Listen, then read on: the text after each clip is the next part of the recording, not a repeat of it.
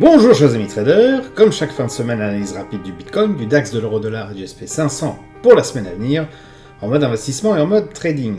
Alors on commence tout de suite avec le calendrier économique. Semaine a priori un peu plus calme, je tourne la vidéo le jeudi, demain vendredi la plupart des marchés sont fermés pour Pâques. Donc quelques annonces sur la zone euro pour ce qui nous intéresse le vendredi matin, sinon relativement calme.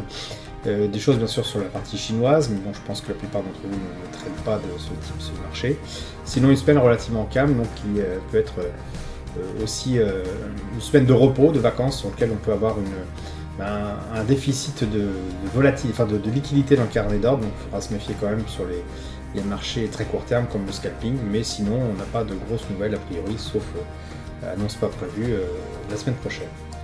Allez, on commence avec le Bitcoin en euros qui continue de baisser, sur ce que je disais la semaine dernière, une baisse qui continue de s'accentuer, on reste quand même dans le range dont je parlais depuis un petit moment, et comme je le disais déjà la semaine dernière, les volumes sont faibles et donc il y a de moins en moins d'intérêt des opérateurs, donc ce type de marché-là est clairement à éviter, que ce soit en investissement ou même en trading un peu plus court terme, c'est tout simplement pas le bon moment, pour moi c'est à laisser de côté pour l'instant. Le DAX continue sa petite zone de range depuis la semaine dernière, enfin depuis 2-3 semaines. Je reste sur mon scénario baissier sur le long terme, dans ce tunnel qui apparaît ici. Et maintenant, sur le court terme, je le disais déjà la semaine dernière, là c'est tout aussi valable. On peut s'amuser à fader les extrêmes autour de ce range-là. Le point consensuel est ici. Ici, ça peut être intéressant de prendre une position à l'achat et de viser un retour ici. Lorsqu'on est plutôt sur cette zone-là, c'est intéressant de prendre une position à la vente et de viser le retour sur celle-ci, en sachant qu'on a quand même plutôt tendance à privilégier le schéma à la baisse, puisqu'on est dans un schéma global baissier. Donc voilà ce qu'on pourra faire sur la semaine à venir.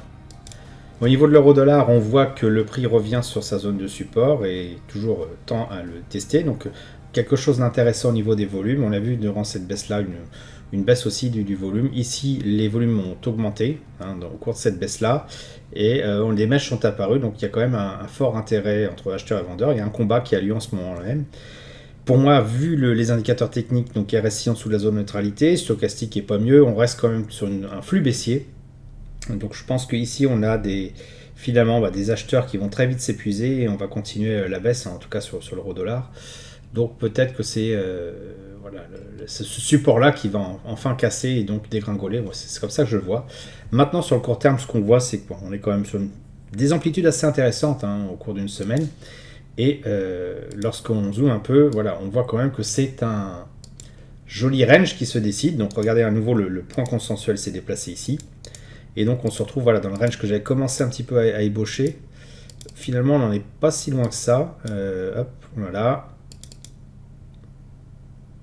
On a quelque chose comme ça, et des oscillations de part et d'autre, avec les zones de trous dans la raquette qui se trouvent ici. Hop. Alors ici, il y en a un, mais bon, il est peut-être pas très pertinent. Et puis voilà, plutôt vers le bas, donc voilà, ici. Et donc, ce qu'on peut envisager de faire, c'est dans ce rectangle-là. Lorsqu'on est en haut, aux alentours de cette zone ici, du trait rose, viser un retour sur le point consensuel là, et lorsqu'on est en bas, viser un retour sur le point consensuel là. Alors, malgré le fait qu'on soit quand même en tendance baissière, on peut tenter effectivement un retour ici.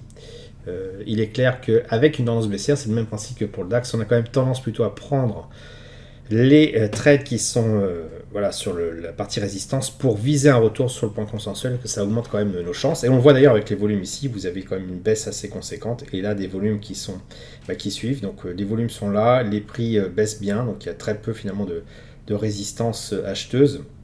Alors sur cette phase ici, on a eu quand même pas mal de volumes, on les voit apparaître, et ça a eu du mal à bouger quand même, donc les acheteurs ont du mal à faire bouger le prix malgré le nombre important ici. Donc voilà, je pense qu'on a un affaiblissement à l'achat et donc une confirmation que la tendance est quand même baissière sur l'euro-dollar. Enfin, le SP500 qui là pour le coup donne un signal de retournement ou de faiblesse en tout cas, c'est conséquent. On le voit ici avec le RSI qui revient sur sa zone de neutralité, un stochastique qui reste en dessous de la zone de neutralité, en tout cas de la plage de neutralité. Là, j'ai vraiment l'impression qu'on s'oriente sur le scénario que j'ai en tête depuis un petit moment, que je les ai écrit ici. On a un affaiblissement vraiment caractéristique. Certains voient une épaule tête-épaule. Bon, moi, je regarde juste le RSI. Je vois qu'il était, lorsque tout ce petit monde-là montait, on avait un RSI au-dessus de la zone de neutralité. Et puis là, finalement, on est en train de s'affaiblir. On a cassé, on est revenu dessus. Bon, c'est pas très... C'est vrai que là, il faudrait encore quelques bougies pour être sûr, mais je reste sur mon scénario de faiblard, hein, de faiblesse plutôt, ici, et quelque chose qui devrait dégringoler comme ça, peut-être pas forcément en ligne droite, mais qui va certainement corriger assez fortement. Donc peut-être la fin, hein, en tout cas, des prises de position longues sur le SP500, là, ça sent vraiment le pâté. Maintenant, on peut continuer en range encore un moment. Qu'est-ce qui me permet de dire ça? Bah, regardez, le point consensuel, donc là, hop, il est plutôt là, se trouve ici. On a effectivement un trou dans la raquette, comme j'aime à le dire, ici. Hop, j'ai arrivé ici. Et on en a un autre, bon, bah là évidemment, qui se trouve au-dessus.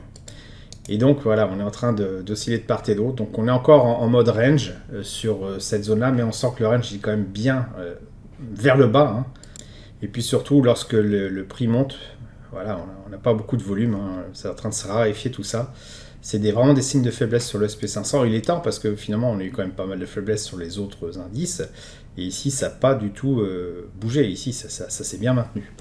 Donc voilà, sur le long terme, je pense qu'on va se calmer hein, sur les investissements. C'est peut-être même le moment de sortir hein, ou prendre une partie de ses bénéfices. Sur le court terme, on peut s'amuser à nouveau de tenter les oscillations en range de part et d'autre hein, de ce range ici. Quand on est en haut, viser un retour au point consensuel. Quand on est en bas, viser un retour sur le point consensuel à la hausse. S'amuser, gratter un petit peu d'argent comme ça. Mais voyez bien que la volatilité augmente, hein, la taille des bougies augmente, donc ça commence à devenir un petit peu chaud. Donc je pense qu'il va falloir être assez prudent sur le SP500.